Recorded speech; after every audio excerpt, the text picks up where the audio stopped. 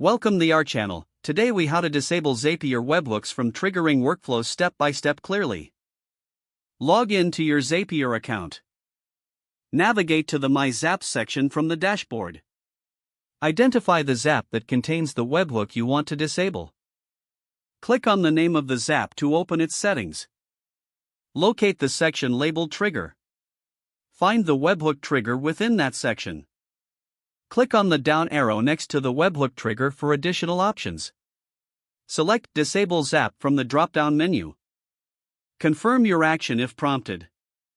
Alternatively, you can edit the webhook itself.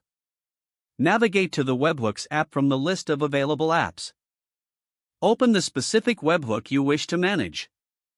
Consider deleting the webhook if you no longer need it. Once deleted, this will prevent future triggers. If you're simply looking to pause the workflow, ensure it's disabled.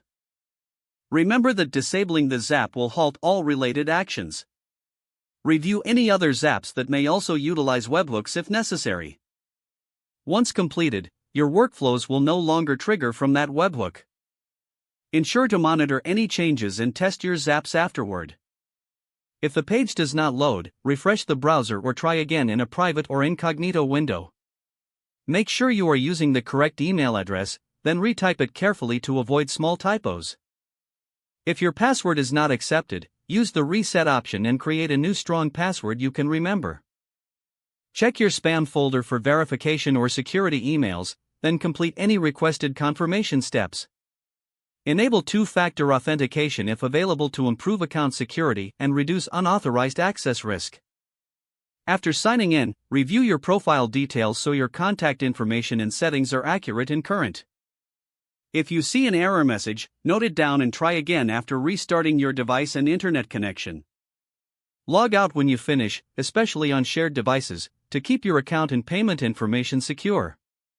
If the page does not load, refresh the browser or try again in a private or incognito window.